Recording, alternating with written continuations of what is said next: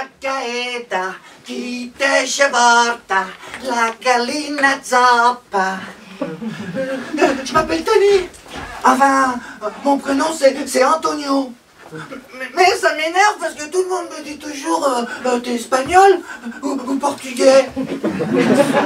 Ah non, je suis lyonnais.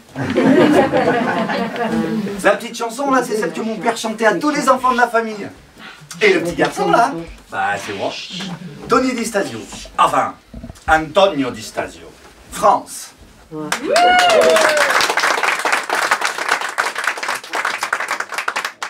Je suis obligé de préciser France. Parce que quand on entend mon patronyme, on se doute bien que toute ma famille n'est pas née dans le Marais. Mais je suis français. Il y a des Français dans la salle? Non. Oui. Par contre, il y a des humoristes, bravo.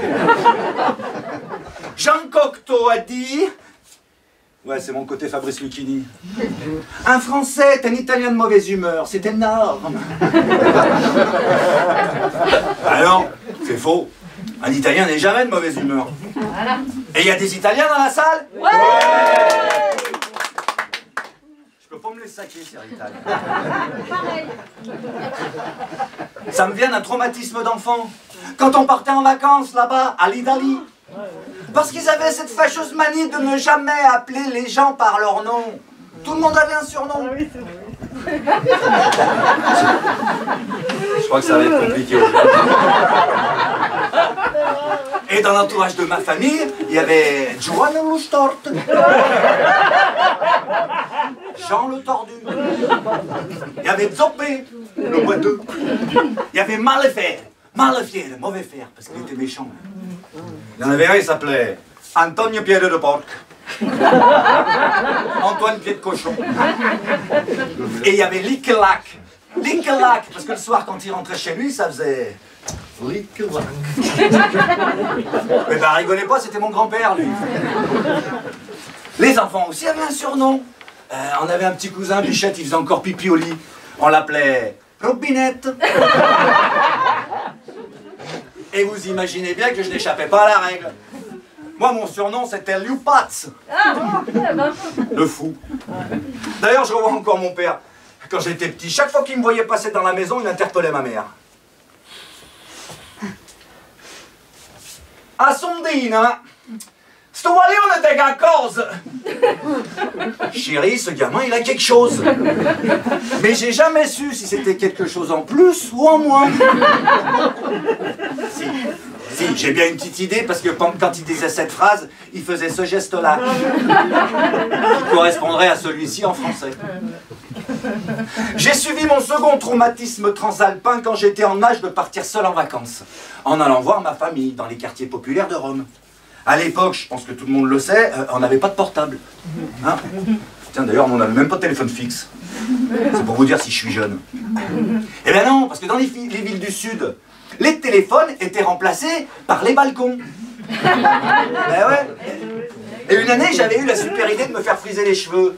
Je sais pas vraiment pourquoi, je pense que c'était la mode de l'époque ou un truc comme ça. Et j'arrive au pied des bâtiments, une voisine m'aperçoit, et aussitôt elle passe un coup de fil à ma tante, le bâtiment d'en face. Ah, Graziella! È arrivato tutto il poli dalla Francia! Graziella, ton neveu de France vient d'arriver.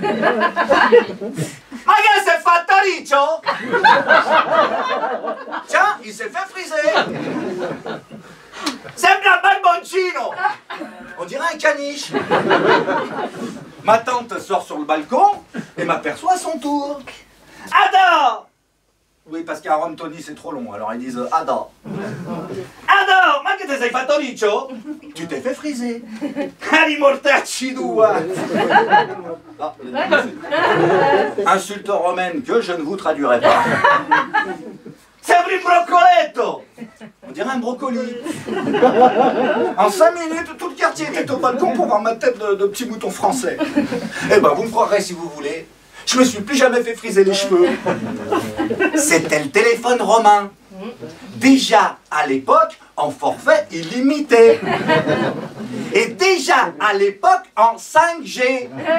Gilda, Gioconda, Giulia, Giuseppina et Graziella. Je suis de ce qu'on appelle la seconde génération. Ceux qui sont nés en France, de parents ayant quitté leur pays, en l'occurrence, vous l'avez compris, l'Italie. Les gens comme moi ont appris le français fatto in casa, fait à la maison. Donc on a les traductrices, hein. Si jamais vous avez un doute, il y a les traductrices. Et ça commençait dès le matin. Ouh, alors, le bol, la cuillère, la marmelade, le beurre, les biscottes, mais tout à poste. Que leur lait. Ouh, marronne, les enfants, le petit déjeuner est prêt. À midi, elle nous disait, allez m'asseoir à table qui j'ai fait la bistec. Et le soir, oh, allez me faire la douche. Aujourd'hui c'est anniversaire, mais on le fera mercredi. Et le mercredi, quand je recevais un copain à dormir, on dormait pas tête bêche, on dormait la tête aux pieds. Ce qui fait que nous, avant la scolarité, on parlait comme nos parents. On est à glace. Les tombées per terre. Oui, ben rigolez, ça nous a valu quelques complications de communication, surtout à l'école. Antonio, au tableau. Comment s'accorde le participe passé quand il est employé en tant qu'attribut ou épithète? Hein? Ce qui signifie... Je vous demande pardon? Problème. Un train composé de 10 wagons de 50 personnes quitte la gare de Lyon en direction de Lyon par 2 à 13h69. Arrivé à Dijon, 5 personnes montent, 10 personnes descendent. Sachant qu'il s'agit de la SNCF, combien de trains aura-t-il de retard à l'arrivée? Bon. Ce qui signifie... Bon. J'aurais pas dû, je savais que ça allait le faire. Quelques années plus tard, quand on était tranquillement installés devant la télé... Enfin non, nous à l'époque la télé c'était ça. En attendant la squadre. Et que c'était moi la télécommande. Ah oui, bah j'y vais, hein. On entendait une voix qui montait du canapé derrière. Allô, mettez la une qui est le tocotac. Les gones, veuillez mettre la première chaîne car il y a le tirage du tac au tac. Traduction. D'ailleurs, ma mère ne comprenait pas pourquoi on suivait la squadre. Oh, Maronne, vous devez dire pour la phrase que c'est elle qui vous donne à manger. Alors là, attention. On aborde une partie délicate du français fatto in casa, les verbes, qu'on peut regrouper en 3 catégories. Premièrement, les verbes importés. On vient d'en avoir un exemple ici, avec le verbe tiffer, qui vient de l'italien tifare, qui signifie être supporter d'une équipe. Oui, parce qu'en Italie, c'est tellement important qu'ils ont créé un verbe rien que pour ça. Deuxièmement, les verbes inventés. Exemple, les Landmanbrang. Après una bella sbornia. La sbornia, la sbornia. Ah oui, pardon, ça aussi très important. Les mains. Pas de main, pas d'italien. Donc après una bella sbornia, on nous demandait... Ma ailleurs, tapez-vous? Du verbe bevoir. Je me vois, tu me vois, tapez-vous. Et troisièmement, les verbes détournés. Exemple, le verbe traîner. Pour vous tous, le verbe traîner, c'est le verbe traîner. Eh ben non. Chez nous, traîner signifie être en train de faire quelque chose. Démonstration. Ma. Ouais, parce que nous on ne dit pas maman. Ma. Tu peux me recouper mon pantalon, s'il te plaît? Ouh, marronne, attends qu'il traîne à faire la ficelle. Et je peux vous garantir qu'elle traînait pas pour faire la ficelle. Mais le plus dingue, c'est que quand je suis allé rendre visite à ma famille aux États-Unis et en Australie, ils faisaient la même chose, avec les verbes en anglais. Quand on proposait un verbe à boire à mon oncle, ma tante intervenait. Non, lui non beve. Non, lui ne boit pas. Perché deve, parce qu'il doit driva. Du verbe drivare. Speak English lesson 1. Where is Brian? Where is Brian? Oh là là, à l'unisson, bravo. Ah ouais. Ah non, je sens que ça va être une belle classe ce soir. Ah ouais, ils vont tous avoir le diplôme. Brian is nella cucina. And where is Jenny? Jenny is a giocare au tennis. Mais qu'est-ce que c'est ce pays que le garçon il est à la cuisine et la fille il a été faire le tennis. Non, il y a un truc commun à tous les immigrés, quel que soit leur pays d'origine, c'est que quand ils s'énervent, c'est dans leur langue. Ils commencent en français et puis ça dérape.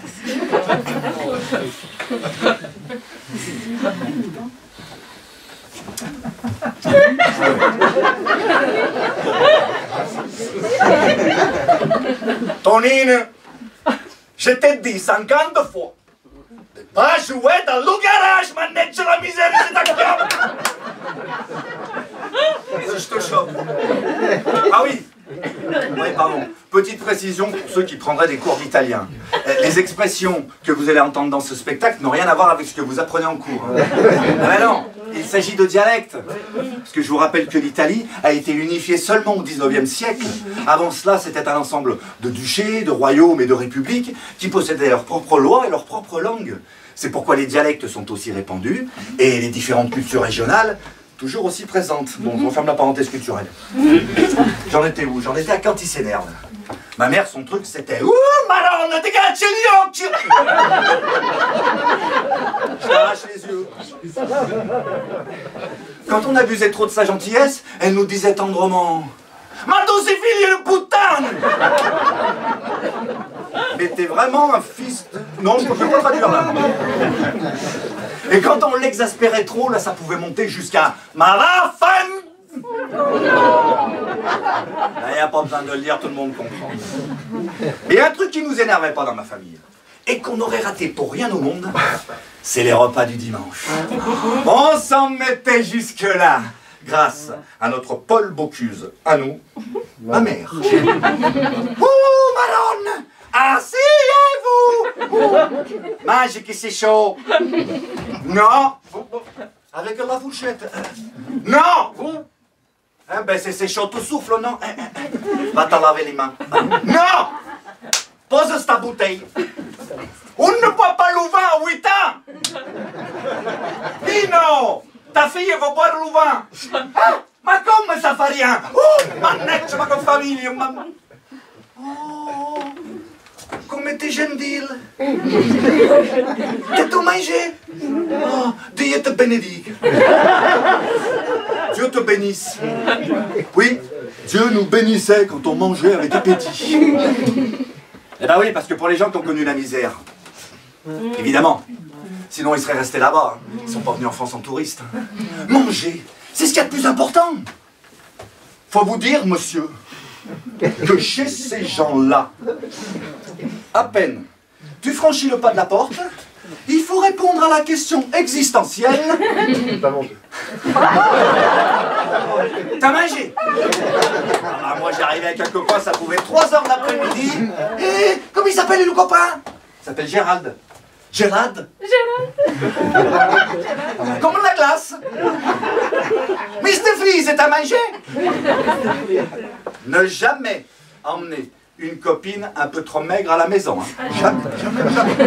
Et comment il s'appelle la copine? Il s'appelle Caroline. Caroline? Comment la tortue?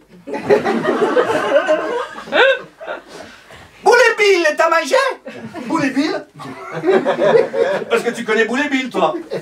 Non, mais je l'ai vu dans les toilettes. Mais j'ai rien compris. Ah, Caroline, t'as mangé? Eh, t'es fine, c'est direct que t'es malade. Non, elle est anorexique. Ça, c'est pas possible. Eh ben, qu'est-ce que ça fait qu'elle est au Mexique? Il y a un rituel auquel on n'échappait pas dans les repas de famille, c'est la chanson du tonton. À peine le repas terminé, il se levait et c'était parti. Et les grands dansaient, danser, danser. Oh, nous, on adorait ça. On comprenait pas un très trop mot de ce que racontaient les chansons, mais on les connaissait par cœur. Quand on allait manger dans la mame.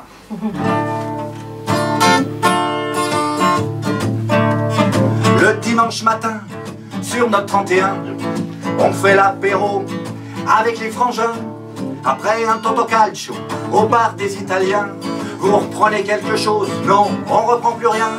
On veut pas être en retard parce qu'on veut pas se faire engueuler. Chez nous les repas c'est sacré.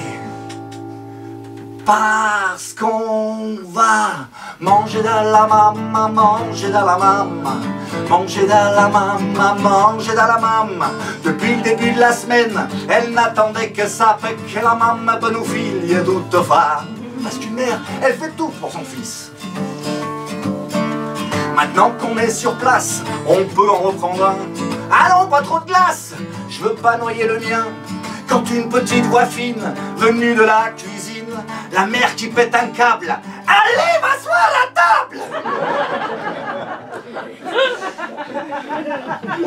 Chacun à sa place, comme quand on était petit. On se met de la sauce tomate partout sur les habits. Le verre du patriarche qui arrête pas de se renverser. Bon sang, mais laissez-lui la bouteille à côté. À la fin du repas, le tonton va chanter. Chez nous les chansons c'est sacré.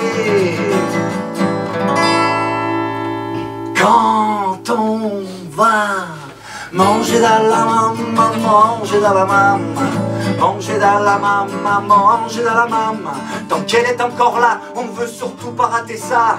Solo per te la mia canzone vola. Alors n'oubliez pas, si vous avez encore la mama, prenez-la dans vos bras et puis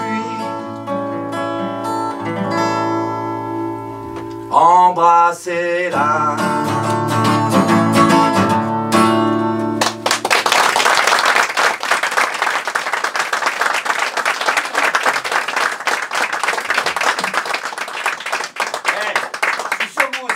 Dans votre famille, le tonton un peu farfelu, là. Hein, le frappadin qui raconte des blagues salaces devant les gosses. Chez nous, c'était le tonton Nino. Parfois, quand on revenait d'Italie, il venait avec nous parce que, au début, quand mes parents sont installés, il était là, puis il n'est pas resté. Mais il était dingue de culture française. Chaque fois qu'il venait en France, il tenait absolument à me faire faire mes devoirs. Et là, c'était plutôt catastrophique. Voici comment ça se passait. Je vais aller vous le chercher, vous allez voir. Et voilà, c'est moi, le tonton Nino. Ciao, piacere, ciao. Oui, j'essaie, ça se voit pas, moi je viens de l'Italie. Là-bas, j'ai fait... Je suis... Non, je fais rien là-bas. Non, je travaille pas. Non, pourquoi le travail, il n'est pas beaucoup. Alors je le laisse pour les autres. Ça que j'aime pas la France, c'est qu'ils disent que les Italiens, ils sont machos. Moi, c'est pas vrai, hein? C'est nos clichés. Hein? Philomène, fais-moi du café. Vous voulez du café? Philomène, 40 cafés, je crois. Et sbriga. Sbriga, ça veut dire dépêche-toi. Oh, c'est qui le chef? Philomène, c'est ma femme. Non, mais des fois, il m'énerve. Il m'énerve pour qu'on me dise toujours arrête de boire, arrête de boire, arrête de boire. Mais jamais il me dit arrête de travailler, jamais. Non, ça que j'aime bien à la France, c'est quand ils disent que les Italiens ils sont romantiques. Ça c'est vrai, hein? Même moi. Oui, Philomène, je suis romantique. Philomène, Philomène. Philomène, où t'as été? Oh, mannaggia stamagna. No, pardon, lei a mangé la pasta. Non, pourquoi la pasta, quand elle est cuite? Ça doit manger! Pourquoi sinon après, qu'est-ce que ça passe? Ça colle, brava! Ça colle! C'est pas bon, non? T'es vous? Elle est brave, mon nouveau, hein? Mon nouveau. Non, c'est pas qu'elle est tout neuve. Poverine, elle a même les cheveux blancs. Non, le nouveau! C'est le fils de le frère ou le fils de la soeur. Ah, mais vous parlez pas le français? Quand elle était petite, mon nouveau, c'est moi qui je lui faisais faire les devoirs. Ben oui, sinon il aurait fait le docteur. Oh, l'architecte. Ah, comme c'est moi que je lui faisais faire le devoir, il fait le con. Attention, pourquoi s'il ne faisait pas les devoirs, la maîtresse lui donnait 12 heures de colle. Faites le compte, 12 heures de colle. 12 heures de colle. Ah, tu comprends pas le français? Alors, ça que je vais faire. Je vais faire l'histoire que je lui faisais quand elle était petite. L'histoire, c'est la cigale et la fourmigue. Oh, ben, comment ça s'appelle? Si, celui-là, là, avec la perruque, là. Avec le roi de la France. Attends, je vais demander. Philomé! Lâche le mania, manneggia. Philomé, comment s'appelle celui-là qui fait la cigale et la fourmigue? Hein? Tu sais pas? Ma Philomé, un po' di cultura! Oh! Attachate des livres! Oh, qu'est-ce que m'énerve! Toujours devant la télévision, toujours. Plus belle la vie, qui va gagner 10 sous. Oubliez pas les casseroles. Qu'est-ce que ça m'énerve! Ah, ça y est, je me rappelle comment ça s'appelle. Ça s'appelle Giovanni della Fontana. Ecco l'histoire. Oh! Mettez-moi la lumière de l'artiste, non? Ah, est-ce que j'aimais bien cette lumière? Ça dirait que je suis à la télévision. Alors, l'histoire. La cigale, qu'elle a chanté tout l'été. Pourquoi là, quand il fait beau, qu'est-ce qu'il fait? Il prend de la guitare et il va chanter. Lasciatemi cantare. Ça trouve dépourvu. Ça veut dire qu'elle n'a plus rien. Non, pourquoi des fois, même moi, je ne comprends pas qu'est-ce que ça veut dire. Se trouve dépourvu quand la bise lève nous. Mais la bise le vent, pas le bisou, hein. Bon. Alors, qu'est-ce qu'il fait? Il va voir la fourmigue qu'elle habite à côté. Topotou. Ah oui. Pourquoi chez nous, quand ça tape à la porte, ça fait pas toc-toc. Ça fait tout pour tout. C'est comme le coq. Le coq à la France. Comment il fait le coq à la France? Cocorico. Bravi, cocorico. À l'Italie, il fait kikiriki. Bon. Tout pour tout. Tu peux me prêter mon panine jusqu'à la saison prochaine, pourquoi là, j'ai plus rien. Mais je te le rembourse. Hein? Non, je te le rembourse. Non, je te le rembourse avant le mois d'août. Non, pourquoi le mois d'août, je vais chanter. Je suis l'Italie, je le reste. Je te le rembourse. L'intérêt, c'est le principal. Je te le jure sur la tête de la cigale. Mais la fourmigue, il ne veut pas. Pourquoi la fourmigue, il la connaît, la cigale, comme elle? Il sait qu'il ne fout rien du tout. Non, pourquoi la fourmigue, il travaille toujours, hein? Même quand il fait beau. Il passe l'aspirateur, il traîne à faire la vaisselle. Il travaille pour gagner 10 sous. Elle a raison. Hein? Alors il lui dit, ah oui, mais qu'est-ce que tu fais toi quand il fait beau? Hein? Qu'est-ce que tu fous quand c'est l'été? Alors la cigale est toute fière. Elle lui dit, moi, quand c'est l'été, je prends de la guitare et je vais chanter. Manada sole, giubelone. Ah, lui dit la fourmigue. Vous chantez bien, Monsieur Fortes. Bon, ça, j'ai jamais compris qu'est-ce que c'est ce Monsieur Fortes. Eh bien, allez à danser maintenant. Moralité, si tu veux gagner 10 sous, tu vas travailler. Tu ne vas pas demander à celui-là qu'elle habite à côté. Piacere.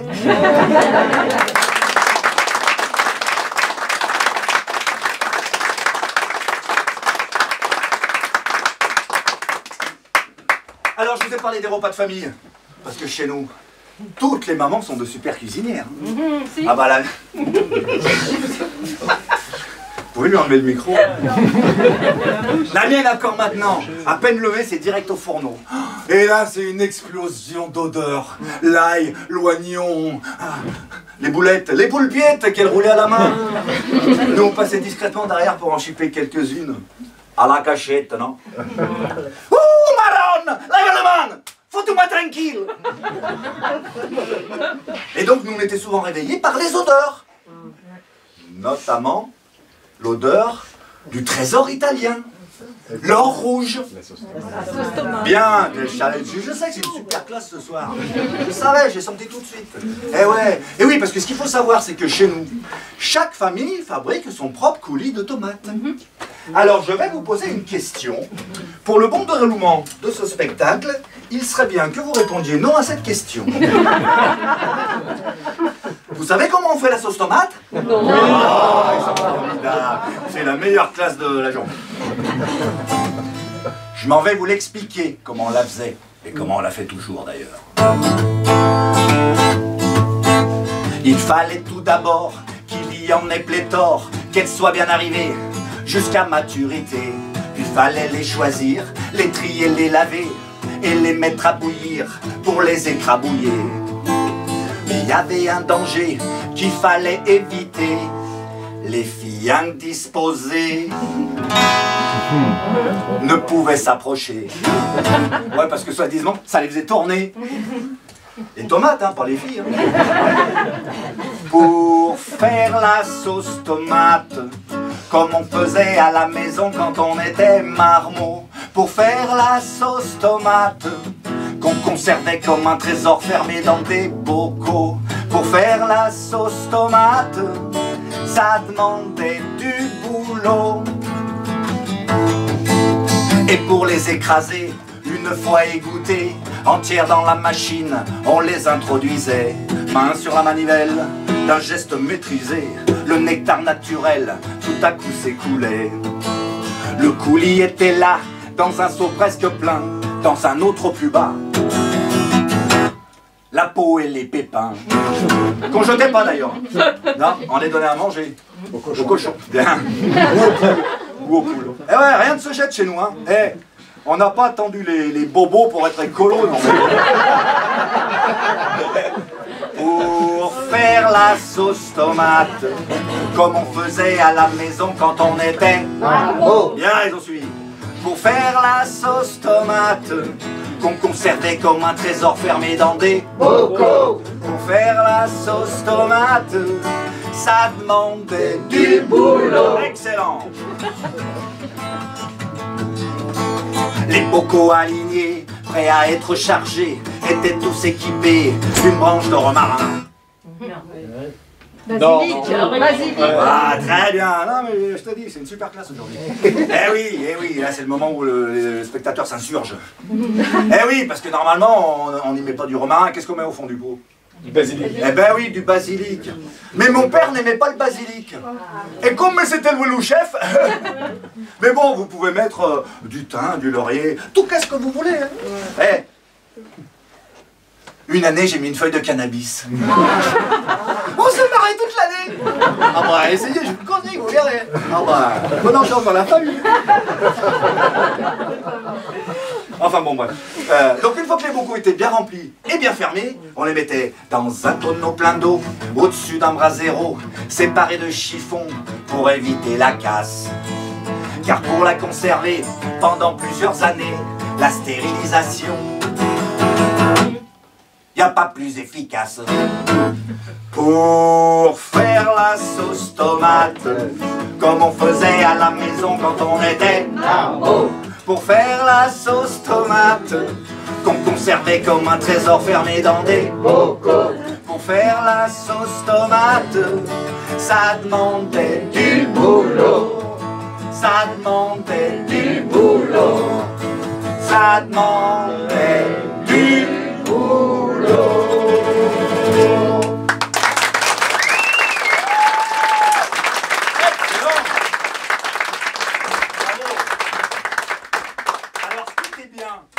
Travaux familiaux, c'est que tout le monde participait, du plus petit au plus grand, chacun avait sa tâche. Et surtout, on était tous ensemble. Et ça, c'était génial, ça. Alors, c'était pareil quand on construisait, enfin, quand mon père construisait notre maison.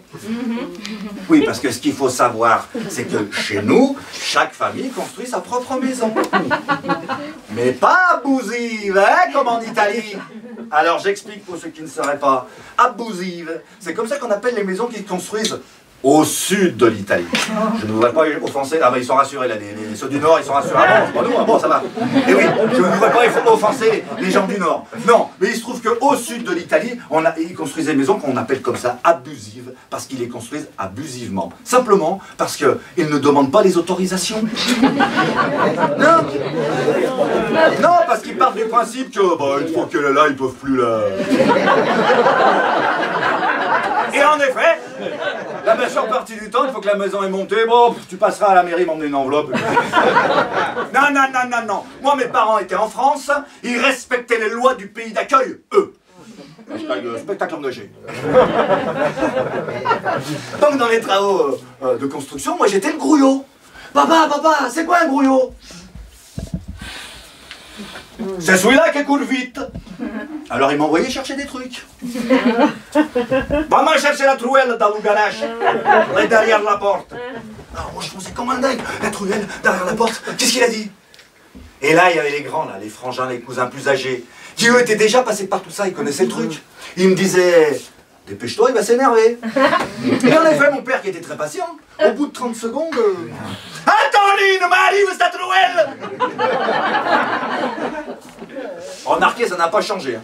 On m'envoie toujours chercher des trucs que je trouve pas. Chaton, tu veux bien m'amener une nappe dans le placard à nappe, au moins tu serviras à quelque chose? Mais bien sûr, chaton, s'est demandé si gentiment. Le placard à nappe. Alors, dans le placard à nappe, c'est pas ça. Ça c'est la l'eau chaussure. Putain, mais on a un placard à nappe. Alors c'était pareil quand on tuait le cochon. Hashtag mange ton porc. Quand on tuait le cochon, mon père m'avait attribué le rôle du salage. Parce que je me rongeais les ongles. J'étais donc à genoux par terre, avec le jambonneau entre les cuisses. Le projoute. Et je le frottais de gros sel. Alors je pleurais pas, mais mes yeux transpiraient beaucoup. Pour les parents qui voudraient essayer, ça ne m'a jamais empêché de me ronger les ongles, hein, je vous le dis. Hein. En même temps, je me demande s'il y a encore beaucoup de parents qui tuent le cochon. C'est bien dommage d'ailleurs, hein, parce que moi, l'odeur de la viande dans la maison, oh, j'adorais ça. Alors à propos d'odeur, celle qu'on avait toute la journée, du matin jusqu'au soir, d'après vous, c'était laquelle? Le café. Putain, fort. Aucun indice, bravo. Eh ouais, le sacro-saint café, évidemment. À tel point que chez nous, on disait que la cafetière t'assemble le goule-garde. Elle a toujours le cul chaud. Moi, dès l'âge de 10 ans, dès que j'arrivais chez quelqu'un dans ma famille, on va faire le café. On me disait même pas bonjour, on va faire un café direct. Ah non, mais moi j'étais content, j'étais fier. Hein. Ah bah c'était une preuve de confiance. Hein. Ah bah oui, parce que tu ratais un café, t'étais banni de la famille pendant 3 générations. Et puis c'était pas la dosette et t'appuies sur un bouton. Hein. Georges Clooney n'avait pas encore été inventé. Il fallait d'abord le moudre. Le café, pas Georges Clooney. Hein. Alors je sais pas s'il y a des jeunes parmi nous ce soir. Après on va dire qu'est-ce que t'as fait jeune. Jeune, hein. Non, parce que je voulais expliquer aussi, il y a plein de jeunes, je veux pas les offenser, vas-y éteins. Il y a plein de jeunes. Non, parce que voilà, nous à notre époque, le café n'était pas vendu dans des dosettes. Hein. Nous, il fallait se débrouiller à la maison pour le mouliner, hein. Vous avez connu ça, vous, hein. Ils savent pas où est-ce qu'on a vécu, nous. C'est moderne, là. Ah, brave. Eh oui, en effet. Eh oui, en général, c'est souvent... Eh oui, oui, parce que oui, ils font ce geste-là. Oui, parce qu'avant d'être électriques, les moulins étaient manuels. Eh ben oui, évidemment, mais bon, je suis un petit peu plus jeune que vous, je vous prie d'en excuser. Ou alors, nous, on avait les moyens, on était électriques. Ah, l'odeur du café moulu, j'adorais ça, moi je l'aurais mangé comme ça. Alors, qu'est-ce qu'on faisait avec ce café? Attention, grosse production, il y a du matos.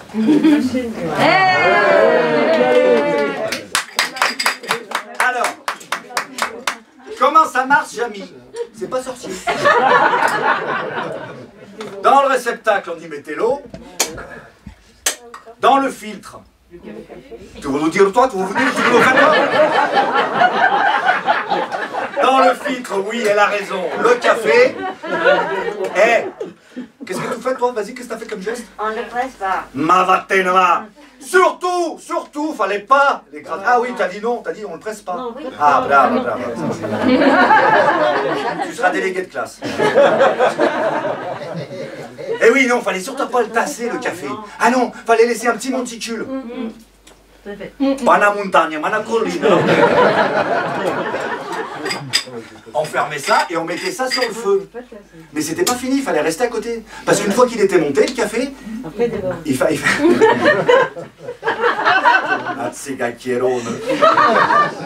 Une fois qu'il était monté, le café, il fallait le tourner. Parce que sinon, les tasses du dessus étaient trop légères. Et ça, c'était un coup à se faire engueuler. Ah, ma chi ha fatto sto caffè de merde! Alors, quand le café montait et que l'odeur commençait à se propager dans la maison, vous l'avez l'odeur là? Ah, che bello caffè! Sulla Napoli Santa Fa. Qu'est-ce qui se passait? Bah tout le monde déboulait. Mon oncle qui sortait de la sieste. Oh, ok, c'è un café. Les adultes qui jouaient aux cartes à côté. Ah, quoi de café, quoi? Les ados qui étaient en bas. On faisait un foot. Il y a du café. Même mon grand-père qui sortait du cimetière. Ok, c'è un café. Jusqu'au voisin qui venait avec sa propre tasse. Tel un roumain au feu rouge. S'il vous plaît, café.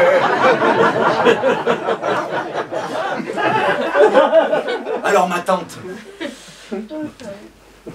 on a dit, quand on y fait le café, on y ferme les fenêtres. Pourquoi sinon tout le monde arrive. Bon, maintenant, tocca faire la grosse cafetière. Et la grosse cafetière, déjà, pour mouliner le café, il fallait être plusieurs. Oh, allez, 4 costauds pour mouliner le café. 4 costauds, 4... No, toi no, che te sì, va. 4, pronti, dai, forza! Chi non lavora non fa il caffè. Pour la charger, c'était à l'appel. Pour l'allumer, c'était au canon. Fuoco. Pour la servir, c'était pas pratique. Vous voulez le souk? Paglia morena sotto questa luna piena. Ah oui, ça, si tu sais pas que zucchero ça veut dire sucre, tu la comprends pas cette suite. Mesdames et messieurs, les sucrètes. Ragazzi, è pronto il caffè. Alla salute. Oui, parce qu'en Italie, le café, c'est ça. Ah. À Naples, il existe une tradition depuis la Seconde Guerre mondiale qui s'appelle il café sospeso. Littéralement, le café suspendu. Je vous dis ça pour vous expliquer à quel point c'est important là-bas. Vous rentrez dans un bar, vous buvez un café, vous en payez 2. Pour qu'à n'importe quel moment de la journée, un nécessiteux puisse rentrer et boire un café gratuitement. C'est dingue ça. En Italie, il existe 450 millions de chansons sur le café. Il me voit venir. Je me suis dit pourquoi pas moi. J'ai donc fait une chanson qui s'appelle Va faire un café. Quand j'étais petit, je dois avouer que j'avais la folie du café. Dès que je rentrais à la maison, une voix venue du salon me criait « Attendez, enfin le café !» Un café bien serré, le 10e de la journée. Alors moi, fier de moi, j'allais faire un café. Oui, parce que vous, boire du café vous empêche de dormir. Mais nous, c'est de dormir qui nous empêche de boire du café.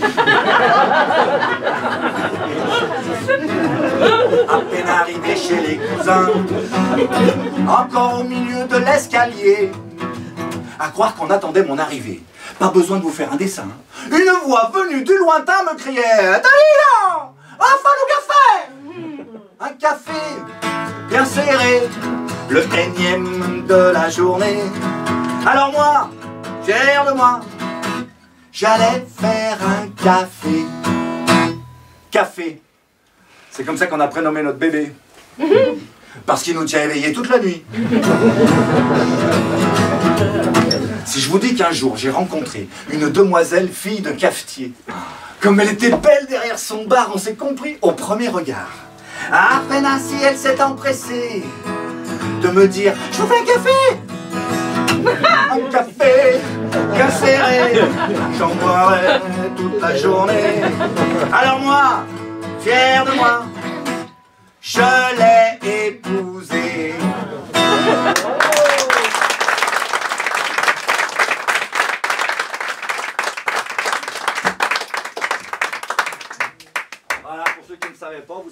sauce tomate et le café. C'est un spectacle éducatif. Salut. Salut. Alors pendant les 14 premières années de ma vie, on partait tous les ans en vacances, un mois complet au bled, comme disent les Anglais. Je ne comprenais pas pourquoi ma mère, quand elle préparait les bagages, camouflait sous les vêtements des tablettes de chocolat, du café et du sucre. Ma che faceva contrabbande? Comme si on faisait de la contrebande. Mais en fait, non, j'ai compris plus tard que c'était d'abord un vieux réflexe d'après-guerre, et c'est surtout parce qu'en Italie, jusqu'il y a peu de temps en arrière, il n'y avait pas de sucre en morceaux, ça n'existait pas. C'est pour ça qu'ils venaient tous là! Alors pendant le trajet aller, nous on craignait beaucoup plus les douanes françaises que les douanes italiennes. Eh ben ouais, parce que les douaniers français, c'est pas des imbéciles, puisqu'ils sont douaniers. Tandis que la barrière de la douane italienne était toujours ouverte. Il n'y avait jamais personne. Et quand par hasard il y avait quelqu'un, il était assis au loin comme ça. Oh mamma mia che caldo! Et quand il nous apercevait, hein? Hey, bye, bye! Alors nous on vaillait. C'était déjà l'espace Schengen. C'est quand on avance. Ah, les vacances en Italie. Ah. Pour moi, c'était un dépaysement total. Pendant un mois, j'étais pieds nus, senza scarpe. Scalz! Avec du soleil et des chansons plein la tête. Des chansons qu'on écoutait. Ah bah j'ai prévu qu'il y avait une grosse production. Qu'on écoutait sur les cassettes. Ouais, parce que les jeunes, ils savent pas que nous, quand on décrochait le téléphone, il n'y avait pas de musique dessus. Ils savent pas ce qu'on a vécu. Alors des cassettes qu'on achetait aux vendeurs à la sauvette, hein, sur le marché, sur la plage, au feu rouge. Évidemment, ça n'était pas les enregistrements originaux. Bien souvent, les titres qu'il y avait sur la boîte ne correspondaient pas aux chansons qu'il y avait. Mais bon, on devait payer ça 1000 lire. Alors 1000 lire pour les jeunes, ça serait 3 francs 60. Non, ça serait 50 centimes d'euros, pardon. Pour les jeunes comme moi, c'est le mot jeune qui m'a fait penser à moi.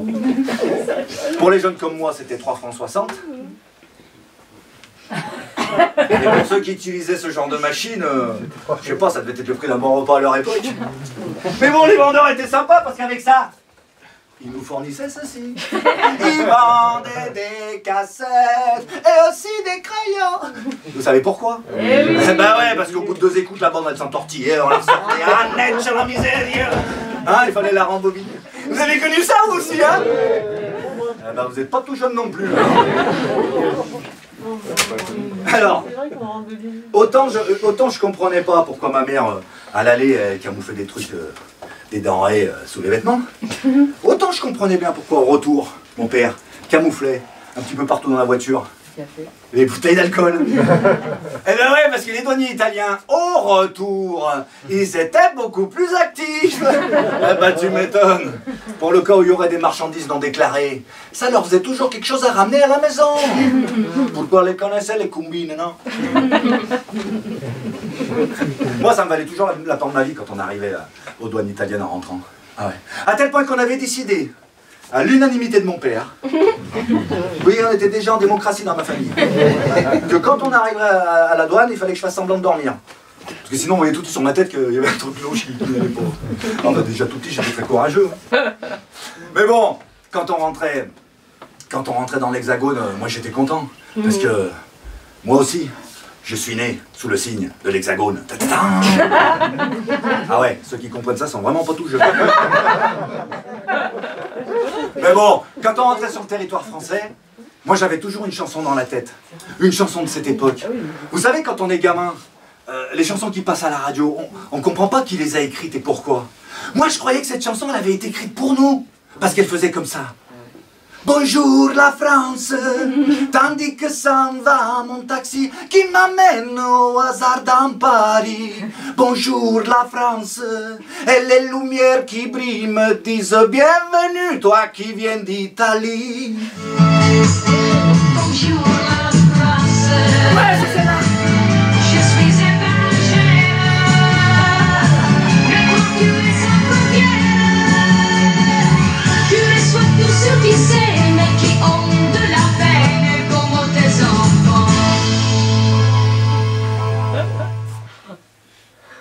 J'ai passé mon premier entretien d'embauche, j'avais pas encore 18 ans. Au milieu de tout un tas d'autres postulants. C'est moi qui ai été retenu. Et pour expliquer son choix, le directeur, monsieur Philippe Burgard, on ne peut pas faire plus français, m'a dit ceci. Monsieur, je vous ai choisi parce que vous êtes fils d'immigrés. Vous avez grandi dans le respect des valeurs du travail. Eh bien, cette phrase aurait pu être adressée à n'importe lequel de mes copains de l'époque. Espagnol, portugais ou maghrébin. Parce qu'on avait tous conscience que la France, elle nous donnait une chance. Et on lui en était tous reconnaissants. Les temps changent. Les temps changent.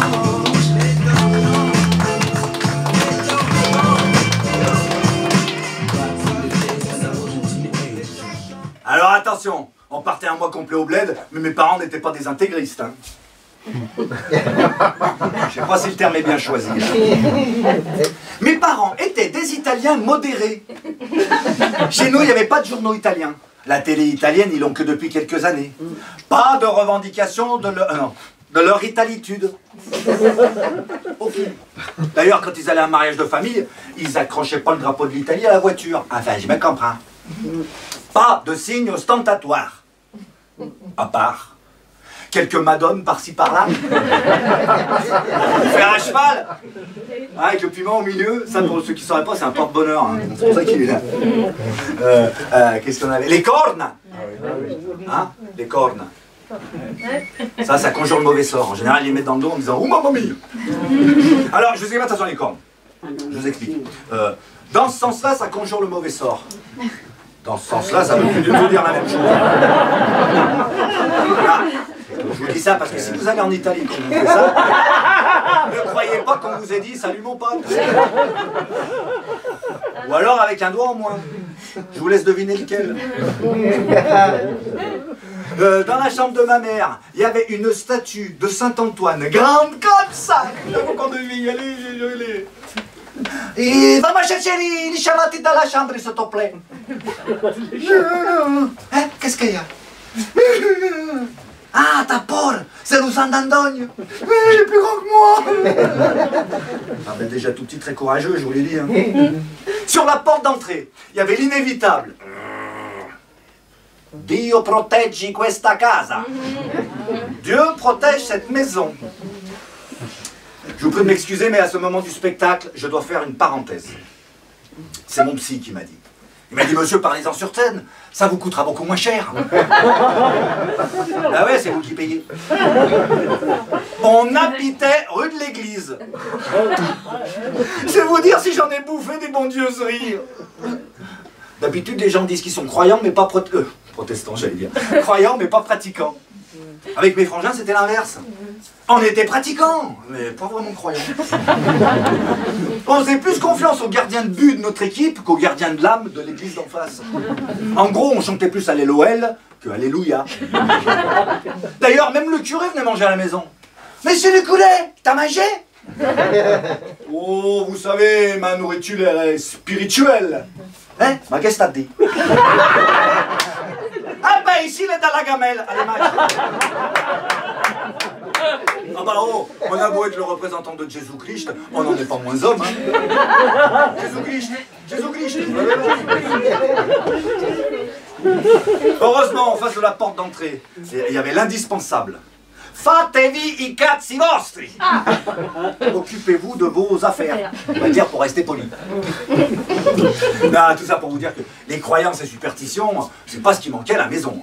Alors, je vous passe les chats noirs, les 13 à table, les lentilles du jour de l'an. Ouais. Mange des lentilles au jour de l'an, toute l'année, tu auras de l'argent. C'est un proverbe de... C'est un proverbe de pauvre. Qu'est-ce qu'on avait encore? Il cornetto que porte l'héritage, la corne d'abondance. Oui, moi je l'ai pas, je suis incognito. Hein. À propos du cornetto, je vous signale que au temps des Romains, ils portaient un phallus autour du cou. Alors un phallus, pour ceux qui ont fait du latin, c'est un phallus. Pour les autres, vous irez voir sur Google. Et là, j'en entends la moitié qui est en train de se dire « Ma qui cazzo sto Google ?» Qu'est-ce qu'on avait d'autre? Le pain à l'envers. Jamais le pain à l'envers. Tu finis en enfer. Nous, quand on était gamin, qu'on mangeait un sandwich, donc à choucroute. Si on était comme ça, on nous disait rien, mais t'avais une main qui passait au-dessus qui te le tournait. Je vous cache pas que nous, dans un sens ou dans l'autre, on mangeait. Et le plus fort, mesdames et messieurs, le plus fort dans tout ça, c'est quand même le mauvais œil. Le manioc. Je vous explique. Vous, quand vous n'êtes pas bien, un petit peu... C'est moi qui j'explique, c'est pas toi, non? Oh. Je viens faire ton boulot, moi? Non? Alors? Vous, quand vous n'êtes pas bien, un petit peu patraque, vous courez chez le docteur qui vous envoie à la pharmacie chercher les médecines. Nous, non. Nous, quand on n'est pas bien un petit peu patraque, c'est qu'on a le mauvais œil. Alors la maman, elle nous enlève le mauvais œil. Voici comment ça se passe. Quelques incantations sur le front. Ah oui, pardon. Je ne peux pas vous dire ce qui se dit, parce que ça ne se transmet que la nuit de Noël à minuit. Invitez-moi pour Noël et je vous dirai. Quelques incantations sur le front. Ensuite, elle trempe le doigt dans de l'huile et fait couler des gouttes d'huile dans l'eau. Et si, dans l'eau, tes gouttes d'huile s'ouvrent, c'est que tu as le mauvais œil. Mais heureusement, avec ses doigts en forme de corne, qu'elle va tremper dans l'eau, elle va te faire 365 signes de croix sur le front et ça va passer. Eh ben, ça marche. Si, je vous jure. Ah quoi, on peut croire à ça, non? Un tiers de la Terre croit qu'un jour quelqu'un a marché sur l'eau, alors bon, hein. Et au passage, vous noterez le trou de la sécu. C'est pas nous. Ah bah pour une fois que c'est pas nous qui faisons les conneries, merde. Ah mais voilà, depuis le début du spectacle, je me moque un peu de ma famille et de mes parents, mais vous avez compris qu'on était heureux. Notre maison, c'était le château de mon père. Et les gens qui vivaient dedans étaient la gloire de ma mère. Et vous voyez comme c'est bizarre, hein. Moi j'ai une tante qui est venue en France parce qu'il n'y avait plus de place sur le bateau qui partait pour l'Australie. C'est dingue, des fois la vie elle ne tient pas à grand chose, hein. Eh bien figurez-vous que mon cousin, né en France comme moi, hein, a toujours regretté de ne pas être né là-bas, à l'Australie. Moi, mais pas du tout. Moi, depuis tout petit, quand j'entends la Marseillaise, oh putain, j'ai des frissons. Quand je mange un gratin dauphinois, une blanquette de veau, un bœuf bourguignon, arrosé d'un bon canon, je suis limite érection. Aussi, mesdames et messieurs, je vous dois des excuses. Au début du spectacle, je vous ai dit, je suis français. Et je suis français, mais pas administrativement. Je suis français culturellement. Je suis français sentimentalement. Je suis français affectivement. Je suis français amoureusement. Je suis français absolument. Et même si, avant d'apprendre la belle langue de Molière, j'ai appris la jolie langue de ma mère, je ne remercierai jamais assez mes parents d'avoir choisi comme terre d'accueil le plus beau pays du monde.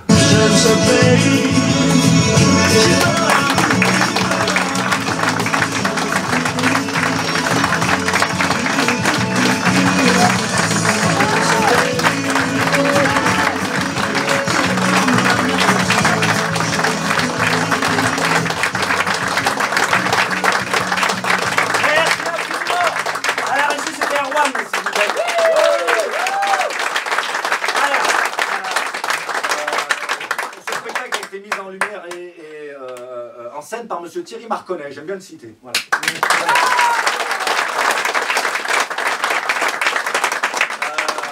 D'abord, vous pouvez me suivre sur ma page Facebook. Ouais, oui, je sais, Facebook, c'est pour les vieux, donc c'est pour nous tous. Hein. Oh non, non, remarquez, je suis aussi sur Instagram.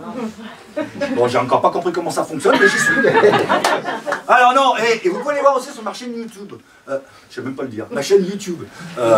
Tony Di Stasio Artiste. À chaque fois que vous tapez Tony Di Stasio Artiste, vous verrez. Il y a plein de petits sketchs, de trucs. Pas que des trucs en italien. Hein, je suis pas que le rital de service. D'accord. Bon. Hein, donc il y a plein de petites choses si vous voulez jeter un oeil. Pour ceux qui ont l'habitude, mettez des petits mots sur le site du théâtre ou sur mes pages Facebook, etc. Hein, parce que nous, on n'a que ça comme publicité, nous. Hein, on n'a rien d'autre. Hein, on n'a que vous, nous. D'accord. Un grand merci. Applaudissez-vous tous, un grand merci d'être venus.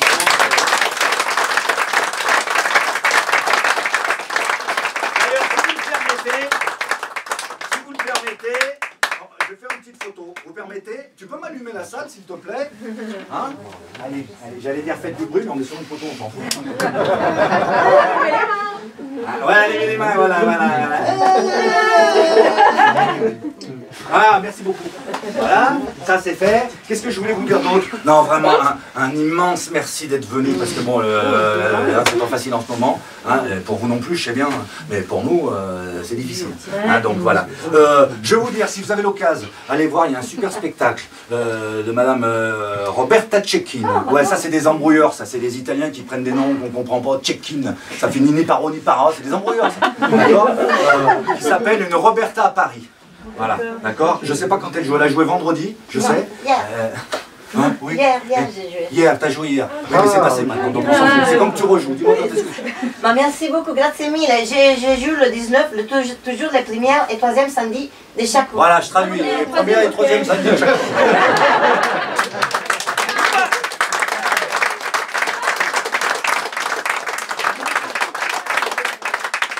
Non, pourquoi il parle comme la maman, non? J'ai étudié le français Fatinga, c'est un exemple typique.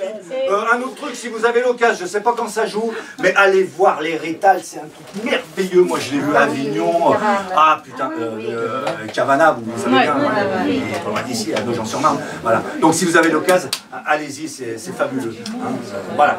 On ne va pas se quitter comme ça, évidemment. Ah non, pas tout à fait, non. Ouais.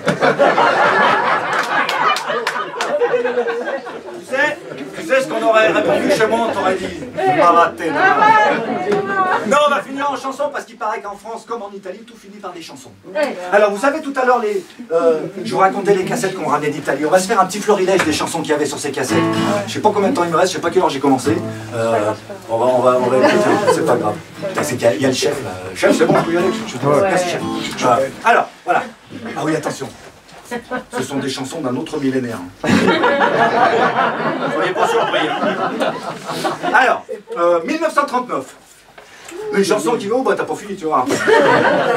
Une chanson qui raconte la joie des montagnards quand ils descendent à la fête au village. Alors, vous allez chanter avec moi. Pour ceux qui ne parlent pas l'italien, le son numéro 1, il va falloir faire la la la la la la la. Voilà, ça va aller? Ouais, j'ai pris une conjugaison simple, hein, comme ça, et on n'est pas dans le... Allez, on y va. La la la la la la la la la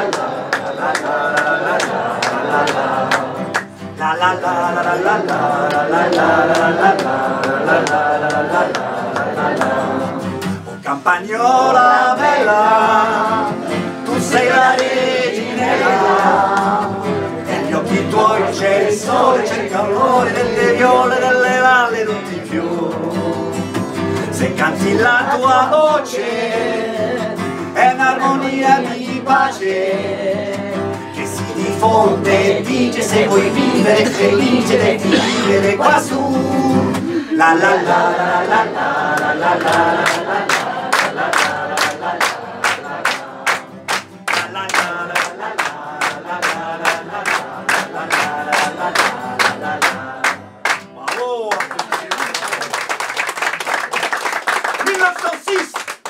Une chanson qui dit je sais mieux que toi comment ta mère t'a fait. Pour vous donner le côté un petit peu grivois de la chanson. Alors attention, vous allez chanter avec moi, mais alors attention, c'est du napolitain. Donc ça n'a rien à voir avec l'italien. On oublie la leçon numéro 1, leçon numéro 2. Concentrez-vous, il va falloir faire la la la la la la la la la.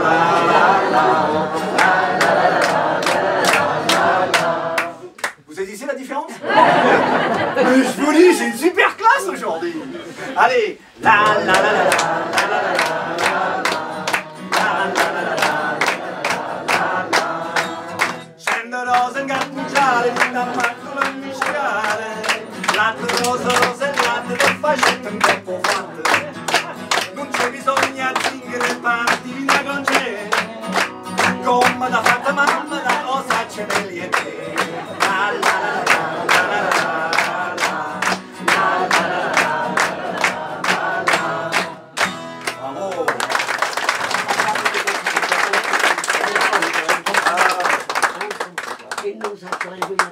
1956, ah non, je vais faire la voix. 1956, une chanson qui est un peu, un petit peu, qui est une grosse satire de l'américanisation de l'Italie de l'époque. Parce qu'à l'époque, en Italie, tout le monde voulait...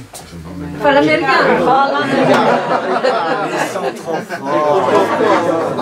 Tu vuoi fare l'americano, americano, americano.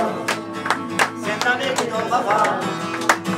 Tu puoi vivere la moda, ma se bevi whisky e soda, poi ti senti disturbato. Papà loro e roll, tu gioca al baseball, fai soldi per cammello. Chi dedica la borsetta di mamma, tu vuoi fare l'americano, americano, americano. Ma se nati lì da me non c'è sta niente affatto che la verità, tu vuoi fare l'americano, tu vuoi fare l'americano.